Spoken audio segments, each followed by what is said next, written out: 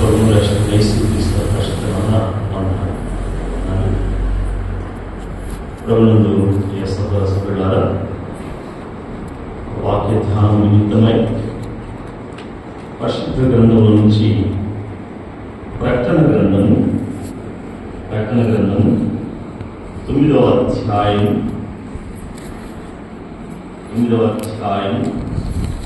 11 నుంచి 7 వచనం వరకు అందరం ఉత్తరప్రతిగా చదవండి. ప్రకటన గ్రంథము 9వ అధ్యాయం 11 నుంచి 7 వరకు ఉత్తరప్రతిగా చదవండి. మొదటి శ్రమ గతించెను, ఇదిగో మొదటి శ్రమలు తర్వాత పనులు 6వ దూత దూరమైనప్పుడు దేవుని ఎదుట ఉన్న సువర్ణ బలిపీఠం యొక్క కొమ్ముల నుండి ఒక స్వరం, పరాత్మ మహానది యొక్క బంధింపబడిన 4 దూతలను వదిలిపెట్టుమని ఊరపట్టుకుని ఉన్న ఆ 6వ దూతతో చెప్పడం ఇంటిని, మనుషుల్లో 3వ భాగమును సంహరింపవలని అదే సంవత్సరమున అదే నెలలో అదే దినమున అదే గంటకు స్థిరపరచబడి ఉండిన ఆ 4 దూతలు వదిలిపెట్టబడి రౌతుల సైన్యముల లెక్క 20 కోట్లు, వారి లెక్క ఇంతని నేను వింటిని. మరియు నా కలిగిన దర్శనమందు ఎలాగ చూచి తిని ఆ గుర్రములకును వాటి మీద కూర్చుండి ఉన్న వారికి నిప్పు వలె ఎరుపు వర్ణము, నీల వర్ణము, గంధక వర్ణముల మైమరులుండెను. ఆ గుర్రముల తలలు సింహపు తలల వండను, వాటి నోళ్ళల నుండి అగ్ని ధూమ గంధకములు బయలువెళ్ళుచుండెను. ఈ 3 దెబ్బల చేత అనగా వీటి నోళ్ళలో నుండి బయలువెడుతున్న అగ్ని ధూమ గంధకముల చేత మనుషులలో 3వ భాగం చంపబడెను.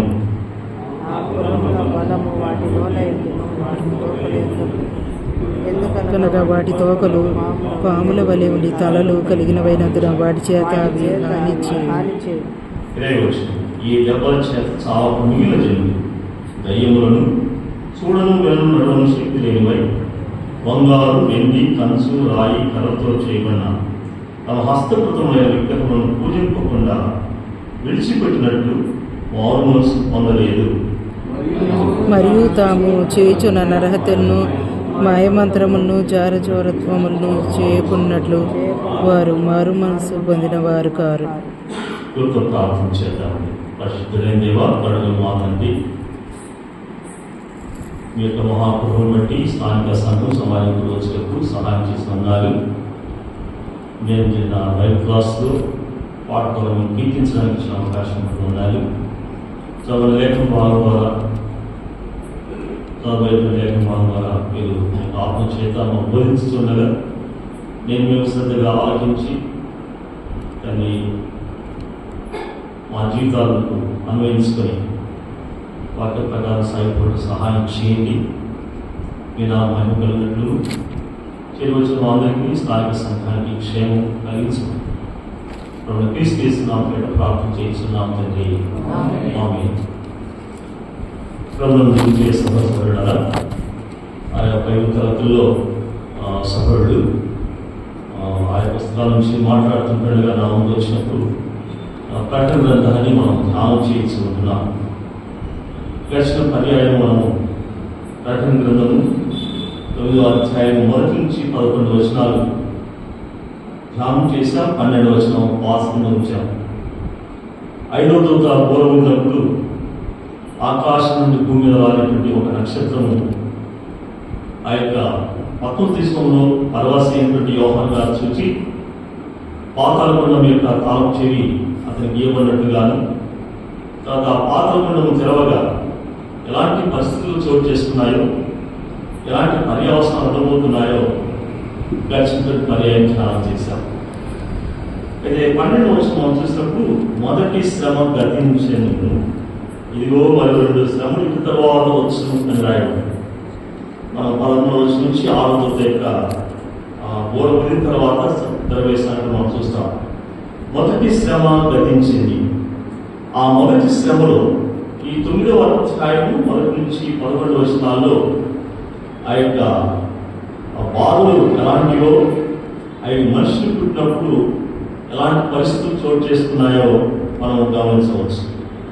అయితే ఆ దినములలో ఉన్నటువంటి ఆ యొక్క మెడతల యొక్క రూపాలు, తర్వాత వాటి యొక్క తల మీద ఎలా ఉన్నాయి, వాటి యొక్క ముఖాలు ఎలా ఉంటున్నాయి, వాటి వెంట్రుకలు ఎలా ఉన్నాయి, ఇవన్నీ కూడా వాటి యొక్క ధ్వని ఎన్ని మనం గమనిస్తూ వచ్చాం. అయితే తేలతో వంటి తోకలు కొళ్ళు ఉంటుండగా అవి 5 నెలల వరకు వాటి తోక చేత మనుషులు ఆన్ చేయడానికి అధికారం ఇవ్వబడినట్టు చూస్తున్నాం. అయితే ఈ యొక్క పాతాళపు దూత వాటిపైన రాజుగా ఉంటున్నాడు. రాజుగా ఉంటుండగా ఈ యొక్క పాతాళపు దూత ఏ విధంగా వాటిని రాజ్యం వెళ్తాడు, లేదా ఏ విధంగా వాటికి కాపరిగా ఉంటాడు, పాతాళంలో ఉన్నటువంటి సంఘటనలు ఏంటో మనం లేఖనాల్లో గమనించవచ్చు. అయితే ఇప్పుడు పాతాళపు దూతకు హెబ్రీ భాషలో అబద్ధోనని, హెల్లేని భాష గ్రీక్ భాషలో వాటి పేరు అపోలోయోను అని రాయబడి ఉంది. ఈ 2 మాటలకు అబద్ధోనని లేదా అపోలోయోను ఈ రెండింటికి అర్థం ఏంటంటే నాశనము అని అర్థం, నాశనము అని అర్థం. సో ఈ విధంగా ఉంటుండగా మొదటి శ్రమ గతించింది, ఇంకా మరి 2 శ్రమలు దాని తర్వాత వస్తాయి అనే విషయాన్ని తెలియజేస్తూ ఉన్నాడు.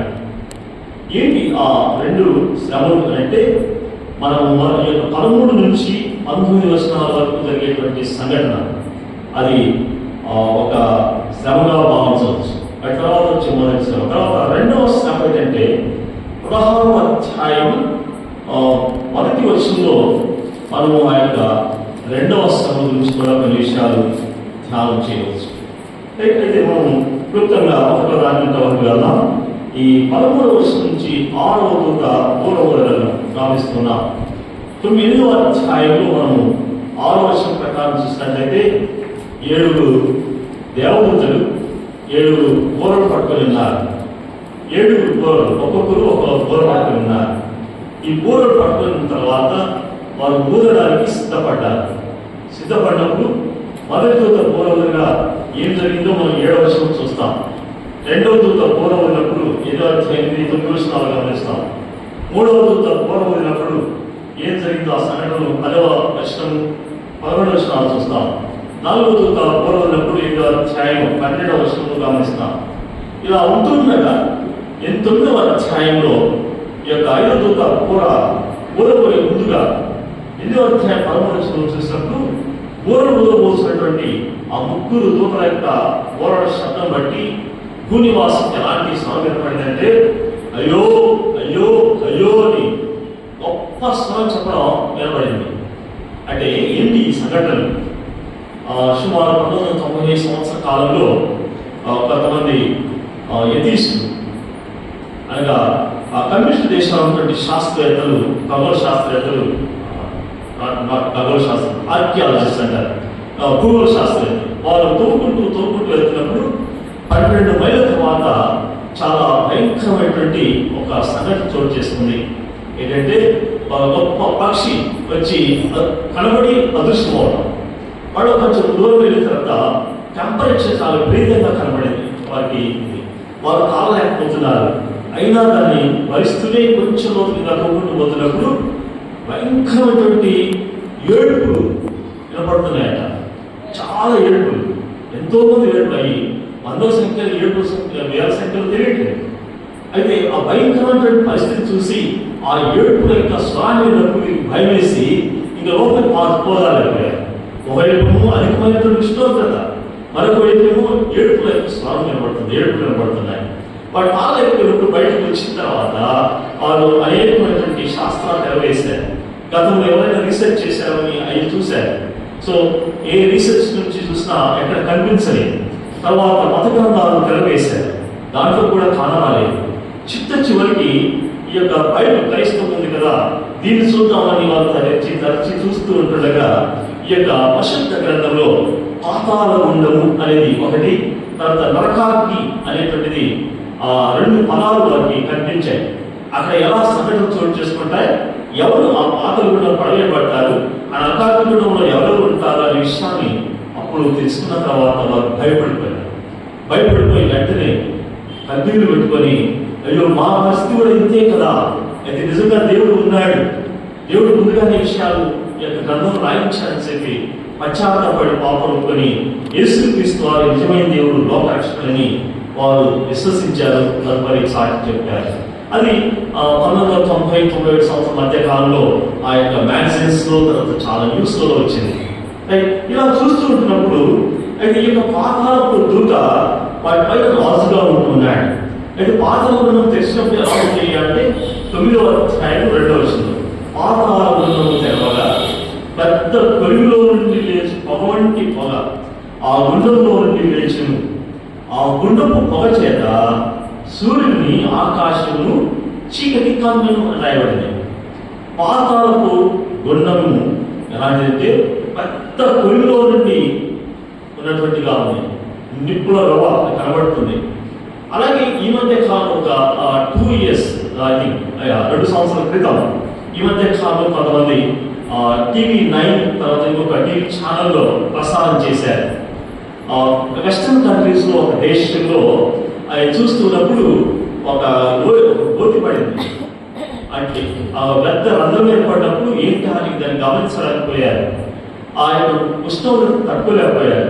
దాన్ని చూస్తున్నప్పుడు దాన్ని తట్టుకోలేక ఆ భయంకరమైనటువంటి కొలిలా నిప్పుల కాలిపోతుంది ఏంటి అని చూసినప్పుడు దాని వ్యాసాన్ని కొలతను చూడడానికి ప్రయత్నం చేసినా వారి వల్ల కాలేదు.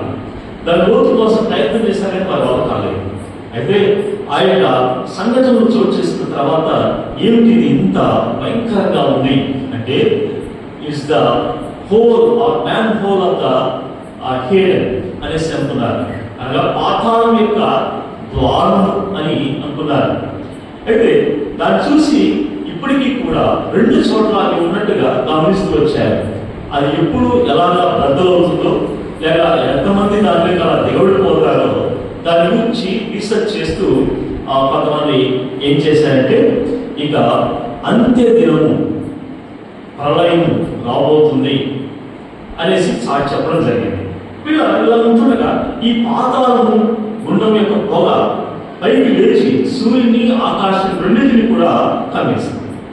సూర్యుడు ప్రపంచమంతటికి వెలుగునిస్తున్నాడు వాడి వేళ. అలాంటి సూర్యుడే ఈ యొక్క పొగ చేత కమ్మబడ్డప్పుడు చీకటి అవ్వుకుంటూ ఉంది. ఆ తర్వాత చూసినట్లయితే ఆకాశం కూడా చీకటి కమ్మింది. ఆ పొగలో నుండి విడతలు భూమికి వచ్చి వారు ఏమేమి చేశాయో ఆ కింద వచనాలు రాయబడింది. ఇక్కడ 11వ అధ్యాయం వచనానికి వచ్చినట్లయితే 6వ దూత ఊర ఊదినప్పుడు దేవుని ఎదుట ఉన్న సువర్ణ బలిపీఠం యొక్క కొమ్ముల నుండి స్వరం పరాతు అను మహానది ఎంత వర్ణింపబడిన నలుగురు దూతలను వదిలిపెట్టుకొని ఊర పట్టుకొని ఉన్న ఆ యావతో చెప్పుకొని నేను ప్రాచీన ప్రతుల నుంచి చదువుతున్నాను. మీ దానిలో కొన్ని నవీన ప్రతుల్లో కొన్ని పరాల పేర్లు ఉంటాయి. అక్కడ పరాత్ అంటే మీకు యూఫ్రటీస్ అని ఉంటుంది. యూఫ్రటీస్ అని ఈ యొక్క యూఫ్రటీస్ అనేది పరాత్ అనేటువంటి మహానదిని, చాలా గొప్ప నది. దీని గురించిన విషయాలు మనం ఆదికాండము 2వ అధ్యాయం చూసినట్లయితే అక్కడ రాయబడుతుంది చాలా స్పష్టంగా. ఇది చాలా గొప్ప నది. చూడండి, దయచేసి గమనించండి. ఆదికాండము 2వ అధ్యాయంలో ఏదైనా తోట నుంచి 4 నదులు బయలుదేరుతూ వచ్చాయి. అక్కడ 11వ వచనం నుంచి పరిగణిస్తుండండి. మరియు ఆ తోటను పడటం ఏరియాలో నుండి ఒక నది బయలుదేరి అక్కడ నుండి చీలిపోయి 4 శాఖరాయలు. మొదటి పేరు ఈశ్వరు. అది హవిలా దేశం అంతటి చుట్టూ పాల్చున్నది. అక్కడ బంగారం ఉన్నది. ఆ దేశం బంగారం శ్రేష్టమైంది. అక్కడ గోమేకులు దొరుకును. 2వ నది పేరు కీహోను. అది కూర్ష్ దేశం అంతా చుట్టూ పాల్చున్నది. 3వ నది పేరు హిద్దెకెలు. అది అశ్షూరు తూర్పు వైపున పాల్చున్నది. 4వ నది ఫరాతు. సో నవీన ప్రభుత్వం చూస్తే మీకు యూఫ్రటీస్ అని కనిపిస్తుంది. యూఫ్రటీస్ ఈ యొక్క యూఫ్రటీస్ అనేటువంటి నది ఎలాంటిదయ్యా అంటే బైబిల్ చరిత్ర కావడం చెప్తున్న ప్రకారం ఈ 14వ వచనం బేస్ చేసుకొని, అలాగే 12వ అధ్యాయము 12వ వచనాన్ని బేస్ చేసుకొని ఎలా తెలియజేశారంటే ఇది చాలా పొడవైనది. ఎక్కడి నుంచి ఎక్కడంటే టర్కీ నుంచి సిరియా, ఇరాక్ గుండా పారుతూ పర్షియా సముద్రంలో ఆ శాఖలో ఈ సముద్రంలో అంతమవుతుంది. టర్కీ నుంచి సిరియా, ఇరాక్ గుండా పారుతూ పశ్చిమ సముద్రపు అంచున ఆ శాఖలో ఇది అంతమవుతుంది. ఇంత పొడవైనటువంటి ఇది నది, ఈ ఫరాతు నది మహానది అని 12 కూడా రాయబడింది. ఈ యొక్క ఫరాతు నది అనగా ఈ యొక్క యూఫ్రటీస్ నది చాలా గొప్పది. ఆ విషయాన్ని గురించి మనము లేఖనాలు చూసినట్టయితే ఆదికాండం 15వ అధ్యాయంలో కూడా ఇలా రాయబడింది. 18వ చూసినప్పుడు అది గొప్పది అయినటువంటి నది అని రాస్తాడు. మహానది, గొప్పది నది అని అంటాడు.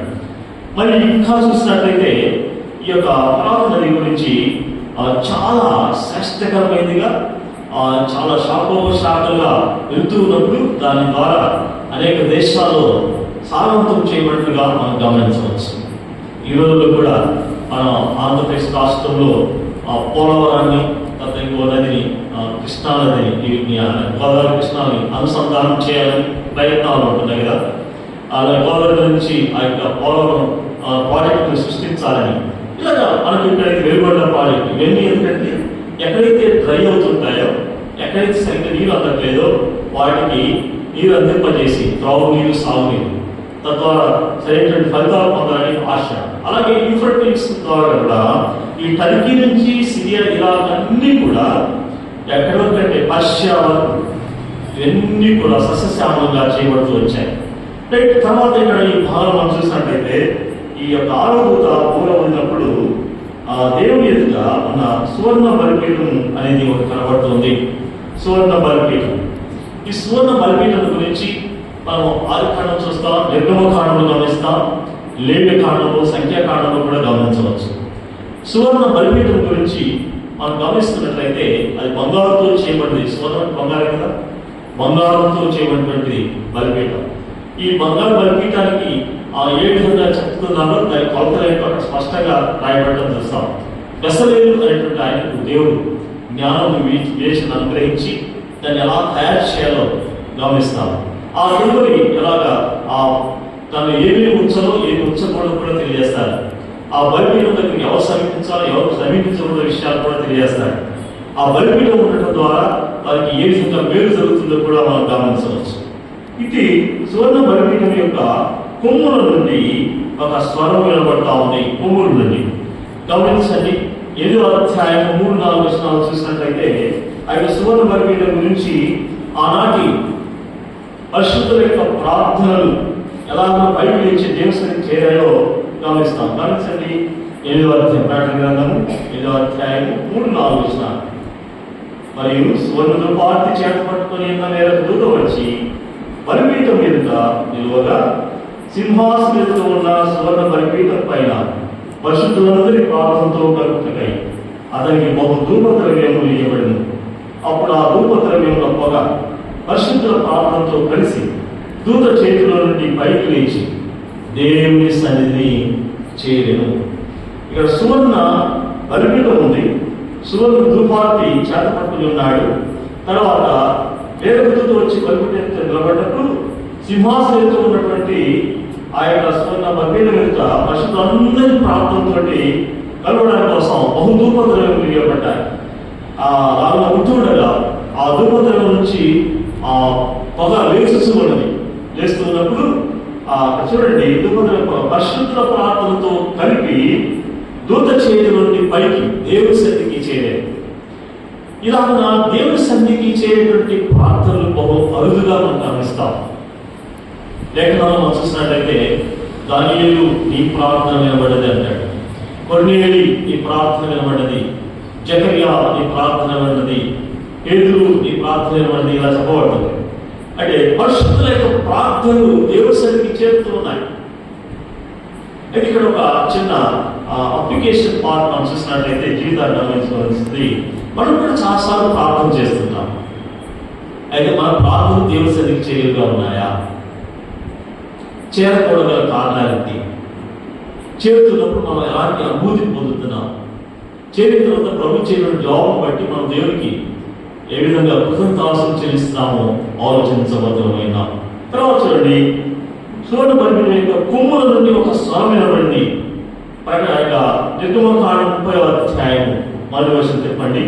నిర్గమకాండము 30వ అధ్యాయము 1వ వచనం. Exodus chapter 30:1. మరి ధూపం వేటుకు నీవు ఒక వేదికను చేయవలను, తుమ్మకరతో దాన్ని చేయవలను అంటున్నాడు. ఈ విధంగా ఆ కింద ఇంకా చాలా కొలతలు దాని యొక్క విధి విధానాలు కూడా తెలియజేస్తున్నాడు. ఇది ధూపం వేయడానికి. అయితే ఇక్కడ కుమ్మల నుండి ఒక స్వరం నిలబడింది. ఏం చేస్తున్నాం అంటే ఇక్కడ యోహాను గారు కింద తెలియజేస్తున్నాడు. చూడండి, పరాత్పర మహానదియంత బంధింపబడ్డ 4 దూతలను వదిలిపెట్టుము అని బోరపడుతున్నటువంటి 6వ దూతతో చెప్పబడినాడు. పరాత్మ దగ్గర ఈ యొక్క దేవతలు 4 బంధింపబడ్డారు. ఈ 4 దేవతలు బంధింపబడ్డారు అంటే ఎలాగో దాని యొక్క ఆలోచన ఏంటంటే ఇక్కడ ఈ 4 దేవతలు 7వ అధ్యాయం 1వ వచనంలో చెప్పినటువంటి దేవతలు కావాలి. ఈ బంధింపబడుట అంటే దేవుడు అనుమతించేంత వరకు వారు ఎలాంటి చర్య తీసుకోరాదు అని అర్థం.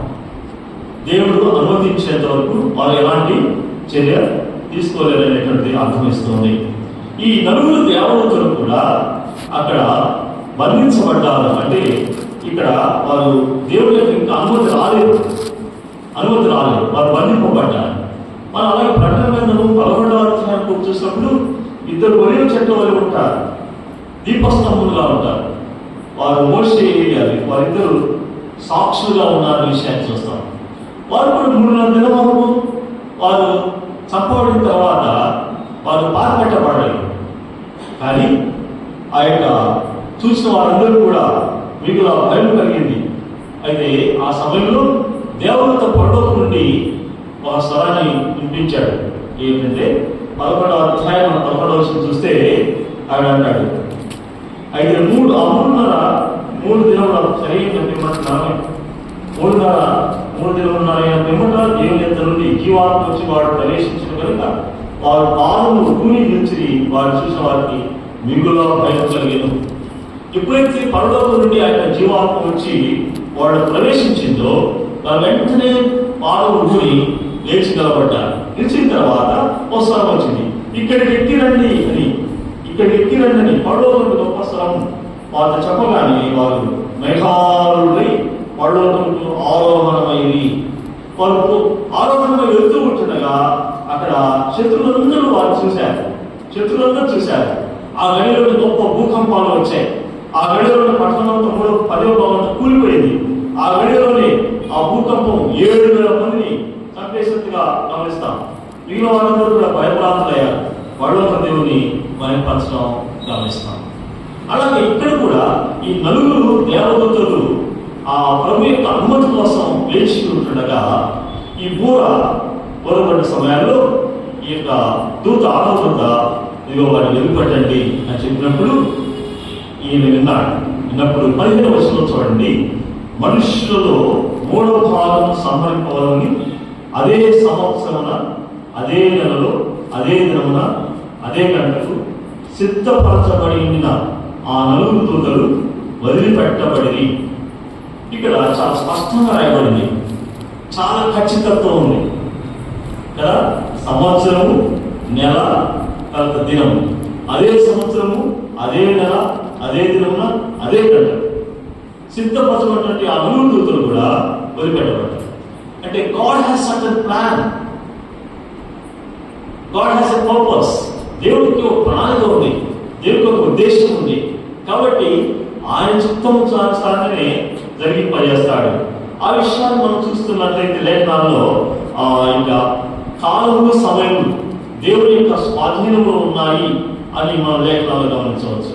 కాలము సమయంలో దేవుని యొక్క స్వాధీనం ఉన్నాయని మన లేఖలో వింటూ ఉంటాం.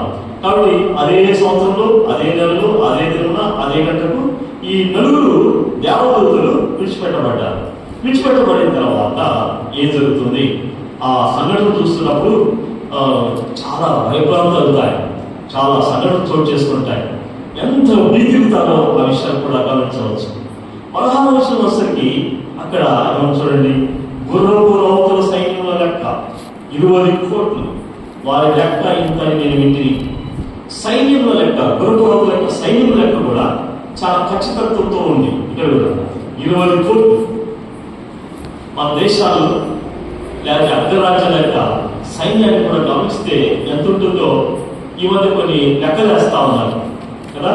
ఎయిర్ ఫోర్స్ ఎంత ఉంది, తర్వాత ఆర్మీ ఎంత ఉంది, నేవల్ ఎంత ఉంది, అభియుద్ధాలు ఎన్ని ఉన్నాయి, ఖగోళంలో ఎంత ఎన్ని అక్కడికి పంపించారు, సముద్రంలో ఎన్ని దాచిపెట్టారు సబ్మరైన్స్, ఇవన్నీ కొన్ని లెక్కలు ఇస్తున్నారు, కొన్ని దాచిపెడుతున్నారు. అంటే వారి యొక్క బలాధిక్యతను కనపరుచుకోవడానికి కోసం. అయితే ఆ రోజుల్లోనే ఈ యొక్క గురపురవుల లెక్క ఎంతట 20 కోట్లు, 20 crores, 20 కోట్లు ఉంది. వారి లెక్క ఇంతని ఏమిటి? ఈ లెక్క వినగానే ఎంత భయంకరమైన యుద్ధం జరగబోతుందో ఒకసారి ఊహించండి.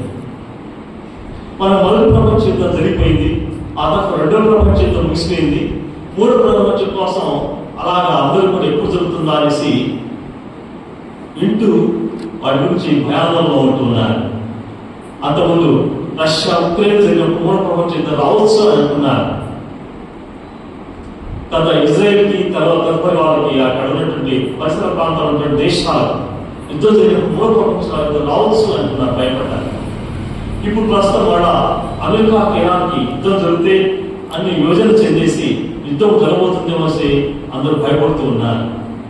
ఏదేమైనా కానీ ఈ యొక్క అంత్యదినముల్లో 2 భాగాలుగా చేయబడతాయి. క్రైస్తవ దేశాన్ని ఒకటైతే ఇస్లామిక్ కమ్యూనిస్ట్ కంట్రీస్ అన్ని కూడా ఒకటి కాబోతాయి. ఆ తర్వాత భయంకరమైనటువంటి యుద్ధాలు జరగబోతాయి. ఒకవైపు సముద్రం నుంచి సబ్మరైన్స్ ఇవన్నీ తీసుకెళ్తాయి, యుద్ధాలు జరిగిస్తుంటాయి. భూమి మీద కాల్పులంగా ఉన్నటువంటి ఆర్మీ వాళ్ళు యుద్ధం జరిగిస్తారు. పైనుంచి ఆ యొక్క ఎయిర్ ఫోర్స్ వాళ్ళు కూడా ఏవైతే సిద్ధపరిచి ఉంటున్నారో వాటిలో యుద్ధం జరిగిస్తారు. హెలికాప్టర్స్ ని, మిజైల్స్ ని, స్కట్స్ ని, ఎన్నో వెపన్స్ ని వాళ్ళు మోసుకు వెళ్తూ అలా జారించడం మనం చూస్తాం. ఇజ్రాయెల్ దేశంలో మనం చూస్తాం ఐరన్ డోమ్ అనేటువంటిది ఉంది. అయినా కొన్ని సందర్భంలో అది కూడా పచ్చబడిపోతా ఉంది. అయినా కొన్ని లోపలికి చూసుకొని పోతా ఉన్నాయి. మళ్ళా రిపేర్ చేశారు. కానీ ఇన్ని రీతులుగా ఈ యుద్ధాలు జరగబోతూ ఉంటే నాడే 20 కోట్ల సంఖ్య అని ఖచ్చితంగా చెప్పబడినప్పుడు ఆ 4 దేవతలు విముక్తి చెందిన తర్వాత లేదా విడిచిపెట్టబడిన తర్వాత ఈ దూత పూర్వమైన సమయంలో జరిగిన సంఘటన గురించి తదుపరి వచనాల్లో మనం వినబోతున్నాం. అపోస్తుల కార్యములు 1వ అధ్యాయం 7వ వచనం ఒకసారి గమనించండి. అపోస్తుల కార్యములు 1వ అధ్యాయం 7వ వచనం. కాలమును సమయమును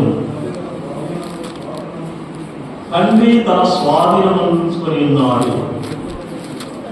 చూసారు ఎంత స్పష్టంగా రాయబడిందో. కాబట్టి ఈ కాలములు సమయములు అనేటువంటివి తండ్రి తన స్వాధీనంలో ఉంచుకొని ఉన్నాడు. వాటి తెలుసుకుంటా మీ పని కాదని ప్రభువు యేసుక్రీస్తు వారే తన శిష్యులకు మన అపోస్తులకు తెలియజేస్తూ వచ్చాడు. కాబట్టి ఈ రోజుల్లో కూడా పదాన్ని యేసు ప్రభువుగా కనిపిస్తే నమ్ముతారు. యేసుక్రీస్తు ఎప్పుడు వస్తాడో అప్పుడు నేను పశ్చాత్తాప ప్రభు నమ్ముకుంటాను, అప్పుడే బాప్స్ పొందుతాను, లేదా అప్పటికప్పుడు నేను తప్పు ఒప్పుకొని సరి చేసుకుంటానని కొందరు ప్రభువు ఉంటున్నారు. కానీ సర్టన్ టైం అని చెప్పబడి ప్రభు దినము దండు వచ్చినట్టు వస్తాండి. ప్రభు మాత్రం రాజుల కారుగా ప్రభుత్వంగా రాబోతున్నాడు. యేసుక్రీస్తు వారు వారు వచ్చేటప్పుడు తండ్రి మహిమతో రాబోతున్నాడు. వేవేల పరిశుద్ధ పరివారంతో రాబోతున్నాడు. ప్రధానతతో ఆర్పణిస్తూ ఉంటాడు. కర్మూల శబ్దం వినబడిపోతుంది. అయితే ఆ కాలం సమయంలో తండ్రి స్వాధీనం మాత్రమే ఉన్నాయి. కొంతమంది ప్రభు దమ్ము వచ్చినట్టు వస్తాడని అంటారు. ప్రభు ఎప్పుడు దమ్ము వచ్చినట్టు రాడు. ప్రభు దినం వస్తుంది. యేసుక్రీస్తు వారు మాత్రం యేసుక్రీస్తు ప్రభు ఆయన రాజులకు రాజుగా ప్రభుగా వస్తాడు. చాలా టీవీతో రాబోతూ ఉన్నాడు. మేఘాలుడే వస్తాడు. తండ్రి మహిమతోటి వస్తాడు. మహా ఆర్భాటంతో వస్తాడు. ఇక ఈ విషయాల గురించి ఎహెజ్కేలు గ్రంథము, తర్వాత యెషయా గ్రంథం, కొన్ని ప్రవచన గ్రంథాలలో, అలాగే ప్రకటన గ్రంథం మనం గమనించవచ్చు. తెస్సలోనికీయులకు రాసిన మొదటి పత్రిక 5వ అధ్యాయం 4వ అధ్యాయం కూడా ఆ విషయాలు మనం గమనించవచ్చు. రైట్, కొంచెం ముందుకు వెళ్దాం. గమనించండి. ఎహెజ్కేలు గ్రంథం 10వ అధ్యాయంలో, అలాగే మత్తయి సువార్త, మార్కు సువార్త, ప్రకటన గ్రంథము 7వ అధ్యాయం మనం గమనించినట్లయితే 4 వీల్స్ 4 చక్రాలు ఉన్నట్టుగా ఎహెజ్కేలు గ్రంథంలో ఉంటాయి. మత్తయి సువార్త 24వ అధ్యాయం చూసినట్లయితే అక్కడ నలుదిక్కుల నుంచి ఏర్పరచబడిన వారిని పోగు చేస్తారు. ఒకసారి చూడండి. మత్తయి సువార్త 24:30 మత్తయి సువార్త 24:30. మరియు ఆయన గొప్ప బోరతో తన దూతలను పంపును, వారు ఆకాశం యొక్క ఈ చివరి నుండి ఆ చివరి వరకు నలుదిక్కుల నుండి ఆయన ఏర్పరచుకున్న వారిని పోగు చేస్తారు. కాబట్టి ఆ గొప్ప బోరతోటి ఆ దూతలను పంపినప్పుడు వారు ఏం చేస్తారట, ఆకాశం యొక్క ఈ చివరి నుండి ఆ చివరి వరకు రాత్రులు పడుకున్నప్పుడు ఆరుబయట నక్షత్రాలు లెక్క పడుతుంటారు. తప్పిపోయింది మన లెక్క పడతారు, మళ్ళా తప్పిపోయింది మన లెక్క పడతారు. చూసారా? కానీ ఈ చిన్న కొద్ది లక్ష కనబడేటి మనకి లెక్క పెట్టలేకపోతే ఆకాశానికి ఈ చివరి నుండి ఆ చివరి వరకు కొలత చేయగలమా? చేయగలం. సముద్రం యొక్క తీరాన్ని ఈ చివరి నుండి ఆ చివరికి కొలత పెట్టగలమా? లేదు. అదే యోహాను సువార్త చివరి అధ్యాయం రాస్తాయి. అయితే ఇక్కడ కూడా దేవదూతలు కూడా వచ్చి ఏం చేస్తారట, ఆకాశానికి ఈ చివరి నుండి ఆ చివరి వరకు ఆ నలుదిక్కుల నుండి కూడా ఎందరైతే ఏర్పరచబడిన వారు ఉన్నారో వారు మాత్రం పూజ చేస్తారు. Who are the chosen people? ఎవరు ఏర్పరచబడిన వారు? మరి మిగిలిన వారి సంగతి ఏంటి? వారు ఎవరైతే పశ్చాత్తాపంతో పాపం ఒప్పుకొని విడిచిపెట్టారో, ఎవరైతే వాక్యానుసారంగా బాప్తిస్మం పొంది రక్షించబడతారో, అటువారు సంఘంలో చేర్చబడి అపోస్తలుల బోధకులు, అలాగే ప్రార్థన చేయలేదు, పెట్టవేసలేదు, సహవాసములు ఎడతెక్క ఉంటారో, ఎవరికైతే దేవుడి ఇచ్చినటువంటి కృపాను సద్వినియోగం చేస్తారో, ఎవరైతే భయంతో మనతో సంరక్షణ కొనసాగిస్తారో, ఎవరైతే విశ్వాసం మంచి పోరాడతారో, క్రీస్తు గురించి ప్రకటిస్తూ క్రీస్తు యొక్క వాక్యాన్ని బోధించుతూ క్రీస్తు రాకడ కొరకై సిద్ధపడి ఇతరులు సిద్ధపరుస్తూ ఉంటారో, అట్టి వారు మాత్రమే ఏర్పరచబడిన గుంపులో ఉంటారు. అదో అప్పుడప్పుడు అవకాశవాదంలో వచ్చిపోయేటువంటి పరిస్థితి ఏంటంటే there is no chance at all. మీరు మార్క్స్ వార్త ప్రకారం 7:19-20 అలాగే లూకాసు వార్తలను, అపోస్తలుల కార్యములను, రోమపత్రిక 1వ అధ్యాయాలను, కొరింథీయులకు రాసిన పత్రికలను, గలతీయులకు రాసిన పత్రికలను, ఇలా కొన్ని లిస్టులు ఉన్నాయి. ప్రకటన 7:5 లిస్టు. ఈ లిస్టులో ఉన్నటువంటి వారు ఎవరైనా ఉంటే వారు ఏర్పరచబడిన గుంపులో ఉండరు. ఇంకా పాపం చేయిస్తున్నట్లయితే, ఇంకా అపరాధం జరిగిస్తున్నట్లయితే, ఇంకా దేవుని ఆజ్ఞలు అతిక్రమిస్తున్నట్లయితే, దేవుని యొక్క కట్టడను విస్మరిస్తున్నట్లయితే, దేవుని యొక్క ఆజ్ఞను పాటించకుండా ఉన్నట్లయితే, ఇక్కడ ఇంకా వారి యొక్క స్వకార్యాలను చూసుకుంటూ దేవుని కార్యం జరిగించకుండా ఉంటే, తమ పరిపాలన చక్కబెట్టుకుంటూ సమాధానం లేకుండా సాగిపోతూ ఉంటే, ఈ లోకంలో జరిగించే వాటన్నిటిని బట్టి ఈ లోకంలో విడవబడతారు. అయితే ఏర్పరచబడిన వారు మాత్రమే దూతల చేత పోగు చేయబడతారు. వారు మాత్రమే యేసుక్రీస్తు రాకడ ఎత్తబడతారు. విడవబడిన వారందరూ కూడా ఆయనకు తేరి చూస్తారు. అదే మన రాజకీయాలు ఏమైపోయినాయి, మన ఫేవరిటిజం అయిపోయింది, మన గ్రూపిజం అయిపోయింది, మన హిపోక్రసీ, మన వేషధారణ ఏమైపోయింది, మన యొక్క రచనంతనం అయిపోయింది, మన వడ్డీ వ్యాపారాలు అయిపోయినాయి, మన అబద్ధాలు ఏమైపోయినాయి, మన మోసాలు ఏమైపోయినాయి, దొంగతనాలు ఏమైపోయినాయి, వ్యభిచారాలు జాగ్రత్తలు ఏమైపోయినాయి. ఇవన్నీ చెప్పుకుంటే మొదటి విషయం చాలా ఉన్నాయి కదా. బైబిల్ విగ్రహాలు అనే దురాచారం ఇవన్నీ ఉన్నటువంటి వారు అప్పుడు అక్కడికి తేలి వాళ్ళు వెళ్ళిపోతూ ఉంటారు. పూజ చేయకుండా వాళ్ళు ఎత్తపడతారు. మీరు వాళ్ళందరూ కూడా విడబడి ఇలా తేలి చూస్తారు. ఇంతేకాలంలో ఇక ఎవరైతే ఈ దేవుడి సంఘాన్ని హింసిస్తున్నారో, క్రీస్తు యేసుని ఈ దినములు ఉమ్మివేసి ఆయన అసహ్యంగా మాట్లాడుతూ వచ్చారో, ఎందరైతే దేవుడి సేవకు కొట్టు చంపుతున్నారో, పొడిచిన వారందరూ కూడా ఆయన చూసి రొమ్ములు వాడుకుంటారు.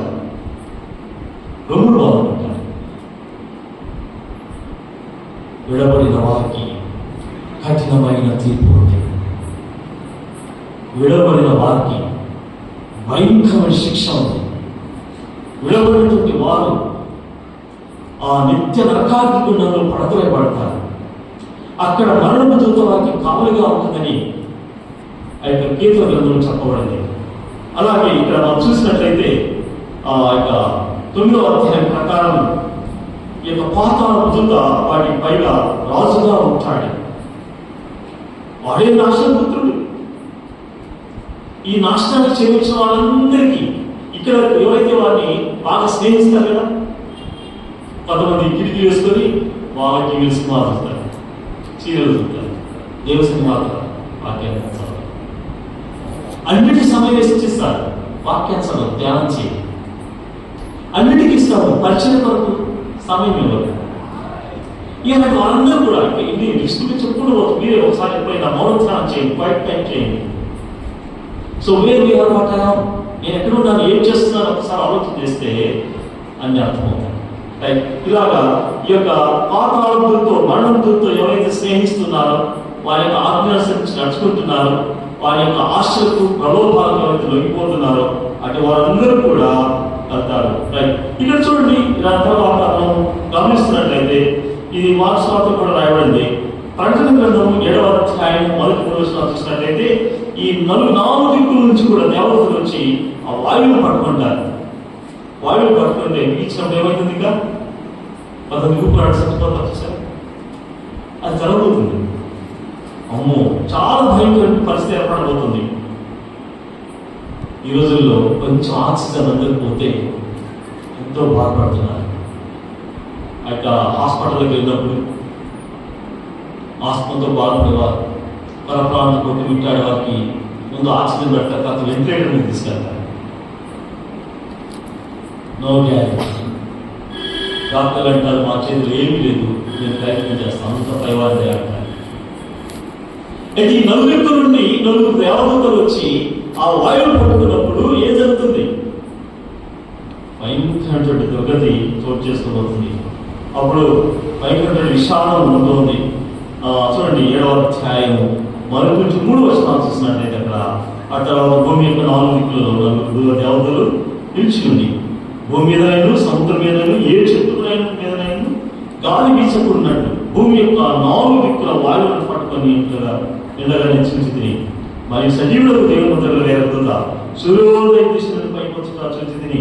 భూమికి సముద్రములకు హాని కలుగులేనికై అధికారమున్న ఆ 4 దూతలతో ఈ దూత ఎదుగుతున్నాడు, మేము మా దేవుని దాసులను వారి అసలైన ముద్రించు పర్యంతము భూమికైనను సముద్రముకైనను చెట్లకైనను హాని చేయవద్దని బిగ్గరగా చెప్పెను.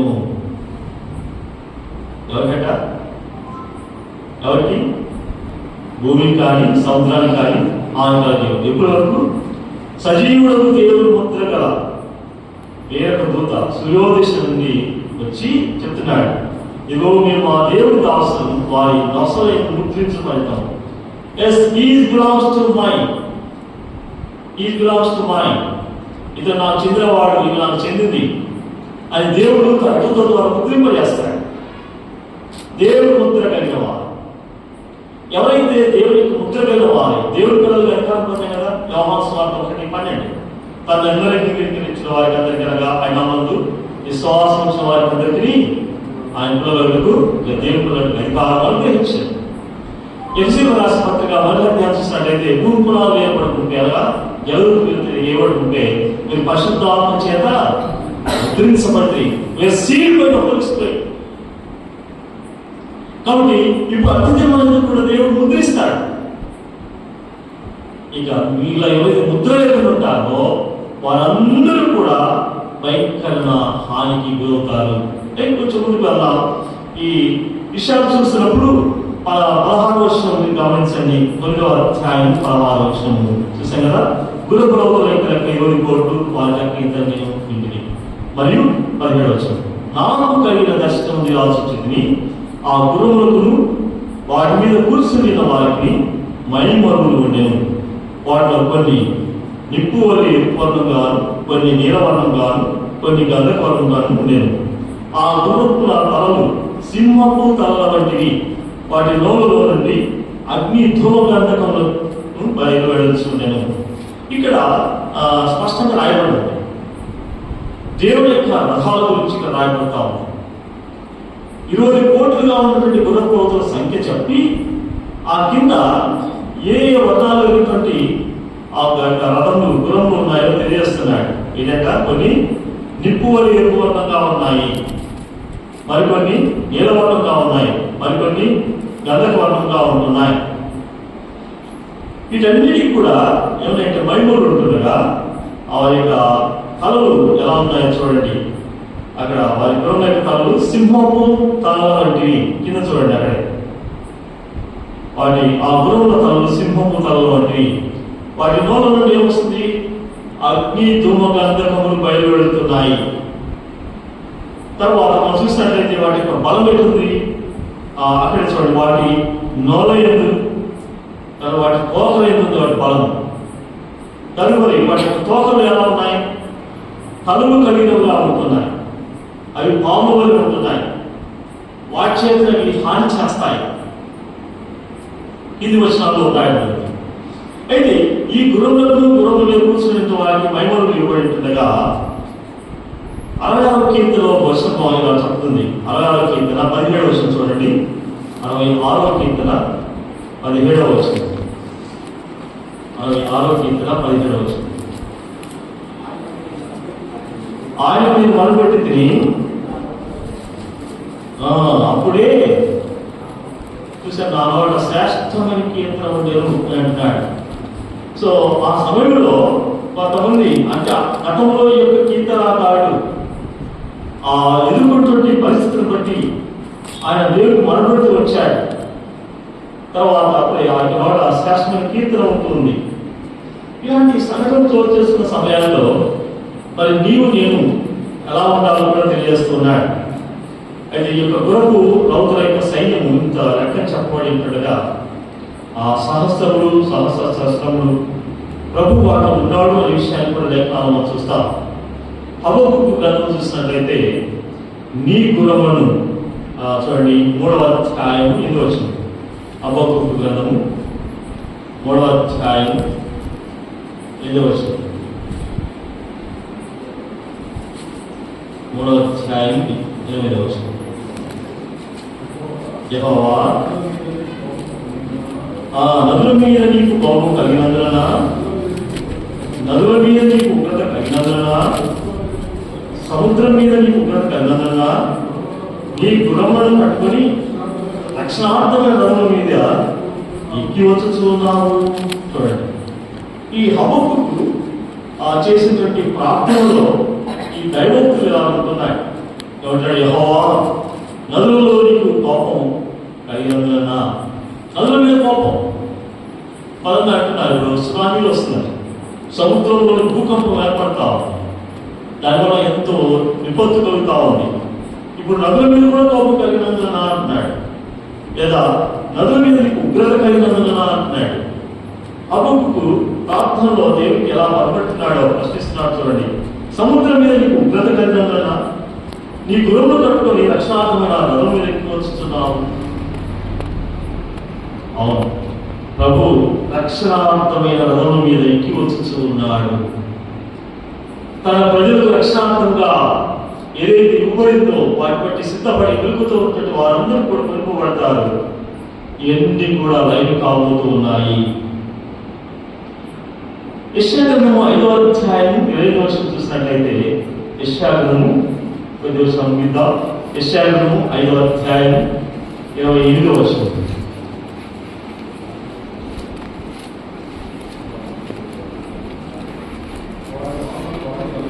వారి బాణములు వాడినవి, వారి ఇళ్ళన్నీ ఎక్కువ పెట్టబడినవి, వారి గుర్రముల డెక్కలు చెకుముకి రాళ్ళతో సమానము, వారి రథచక్రములు సుడిగాలి తిరిగినట్టు తిరుగును.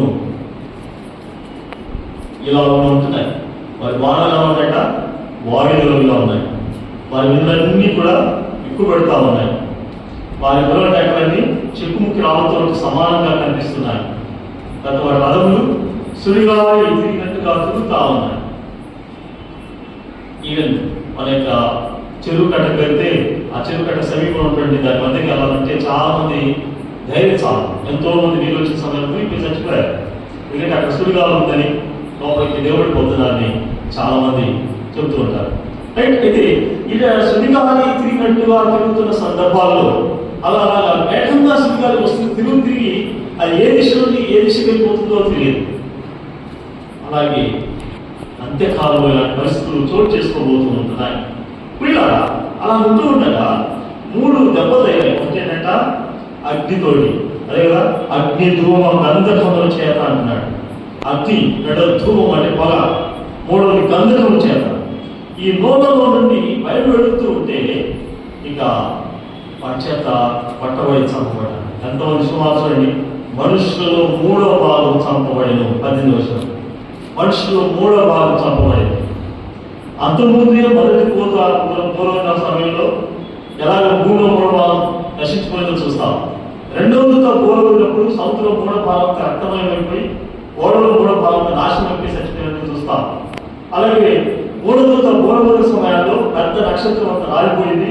నలుగురు 3వ భాగం ఏడుపుల మీద ఆ మాంసపత్రి అక్షయం తాగి చాలా మంది చచ్చిపోతారు. 4వ దూత పూర్వమైన సమయంలో అక్కడ కూడా జరిగింది. సూర్యచంద్రులన్నీ చీకటి ఉంటారు 3వ భాగం.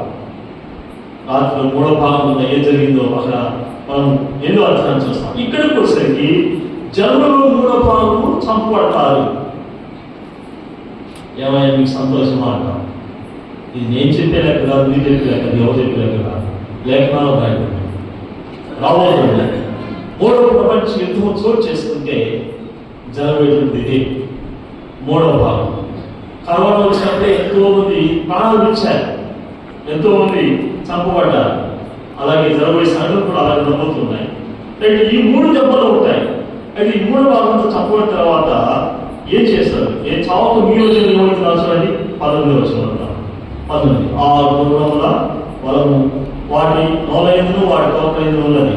వాటి తోకలు తలలు కలవై పాములు ఉన్న వాటి చేతని ఆన్ చేయను.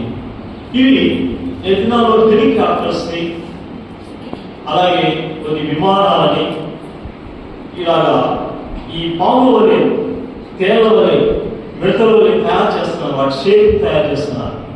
లోపలి ఉంది ఆయుధ సంపత్తి ఉంది. దాని ద్వారా అవి ఎక్కడ జారవిస్తాయో, ఎప్పుడు ఎలా ఢీకొడతాయో, ఎక్కడ ఇది నాశనం చేయబోతుందో మనం ఎదుర్కొంది. ఒకదానికోటి పైచేయిగా దేశాలు తమ యొక్క ఆయుధ సంపత్తిని సమకూర్చుకుంటూనే ఉన్నారు. కాబట్టి వాటి తోకలు తలలు కలిగిన పాములు ఉన్న వాటి చేతకి హాని చేయను అంటున్నాడు. ఈ దెబ్బల చేత చావు మిగిలిన ఏమైపోతున్నారు చూడండి. 20 వచనం. ధైర్యములను చూడలను నడవను శక్తి లేనివై బంగారు, వెండి, కంచు, రాయి, కలతో చేయమన్న తమ హస్తకృతమైన విగ్రహములను పూజింపకుండా విడిచిపెట్టినట్టు మారు మనసు పొందినవారు అంటే మారు మనసు పొందలేదంటున్నాడు. మరియు తాము చేసిన నరహత్యలు, మాయామంత్రములు, జాల చౌకములు చేయకున్నట్టు వారు మారు మనసు పొందిన వారు కారు అంటున్నాడు. చాలా స్పష్టంగా రాయబడ్డారు. దీని గురించి మనం చూసినట్లయితే ఈ క్రమంగా ఉన్నటువంటి వీరికి పాపాలు ఏ విధంగా ఉన్నాయి చూడండి. ఈ దయ్యాలను పూజించడం జరుగుతూ ఉంది. దయ్యాలంటే ఏంటండి? దయ్యాలంటే దేవుడు దేవతలను వాటిని పూజించడమే. భక్తులు చూస్తే వారు మనుషులే. ఇంకా చూసినట్లయితే మనం యెషయా పత్రిక 6వ అధ్యాయం చూసినప్పుడు మన పోరాట శరీరం కాదు, ఫస్ట్ అంధకార సంబంధాలు, లోకనాథులను, ఆకాశ మండలమున్న దురాత్మ సంబంధాలను పోరాడుతున్నాం. కొందరు నిద్రపోయేటప్పుడు, కొంతమంది ప్రయాణం చేసినప్పుడు కొంతమంది భయపడతారు. దయ్యాలు వచ్చి మీద పడ్డాయి, గొంతు పడుతున్నాయని, ఎలా నిలుస్తున్నాయని, ఊపిరి ఆడలేదని దయ్యాలు. ఒకసారి దయ్యాలు తెరవబడుతుంటాయి. అయితే ఈ దయ్యాలు మనం యేసుక్రీస్తు నామమున మనం ఎప్పుడైతే గర్దిస్తామో వెళ్ళిపోతాయి. అలా లేనప్పుడు ఏమవుతుందంటే వాళ్ళు క్రీస్తు లేకపోవడం, యేసును అంగీకరించాలని క్రీస్తుగా వాళ్ళు అంగీకరించలేకపోతారు. అంటే క్రీస్తు అంటే అభిషేకుడు, ఆయన పాలన చేసేవాడు. ఆయన పాలన ఉండడానికి చాలా ఇష్టపడ్డారు. ఏసయ్యా ఏసయ్యా నన్ను క్షమించయ్యా, నన్ను రక్షించాయని బద్దలు కొట్టుకుంటారు, ఏడుస్తారు, ఉపవాసాలు ఉంటారు, ఏదేదో చేస్తారు. అయితే ఆ ఏసయ్య క్రీస్తుని ఏసయ్యను అంగీకరించిన మాత్రమే ఏసయ్య అని మనం సరిపోదా? మరి క్రీస్తు ఇంతకుముందు పాపంలో ఉన్నాం, ఇప్పుడు ఆయన జీవులకి ఆయన పరిశుద్ధులు నడిపించాడు. చీకటిలో వారిని వెలుగులో నడిపించాడు, మడవలో వారి జీవులకు నడిపించాడు. ఇప్పుడు సాధారణ కార్యక్రమించిన క్రీస్తు కార్యక్రమం చేర్చాడు. ఇంతకుముందు ఆయన అపవిత్రాత్మతో కూడినటువంటి దుర్మార్గులైనటువంటి లోకం నుంచి ఆయన పరిశుద్ధులైనటువంటి సహవాసానికి పెంచాడు. నరకాగ్ని పోకుండా పరలోక రాజ్యానికి చేరడానికి కోసం ఆయన ఏర్పాటు చేశాడు. అయితే మనం ఏం చేయాలి? క్రీస్తు పాలనలో ఉండాలి. యేసు క్రీస్తు మనకు రాజు అయినాడు, ఆయన మన ప్రభు అయినాడు.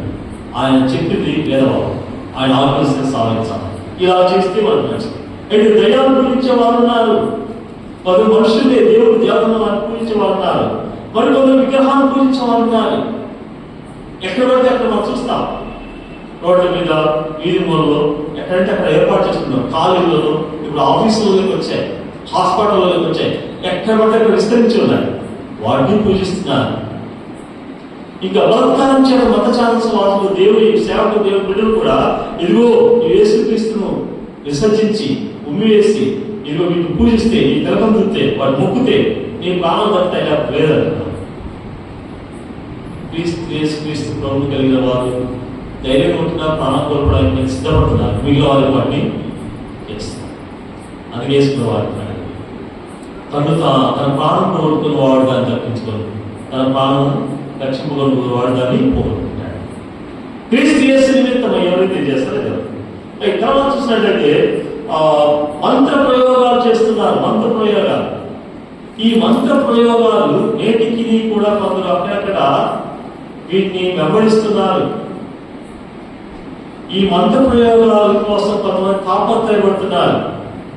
వారి స్వార్థం కోసం ఇతరులని నష్టపరచాలని, ఇతరుని కష్టపెట్టాలని, ఇతరుని చంపివేయాలని ఈ మంత్ర ప్రయోగాలు చేసే వారి దగ్గరికి ఎంత డబ్బులైనా ఇచ్చి వారి ద్వారా వారిని ఆశ్రయించి ముందు సాగుతున్నారు కొందరుంటున్నారు.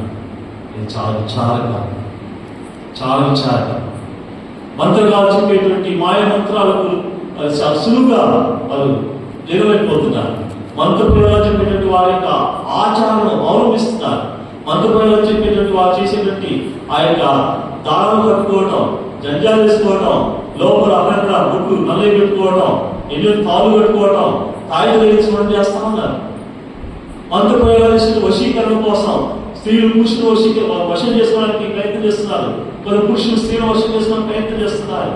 ఈ మంత్ర ప్రయోగం ద్వారా చాలా భయంకరమైన పరిస్థితి ఉంది, చాలా గడ్డు పరిస్థితి ఉంది.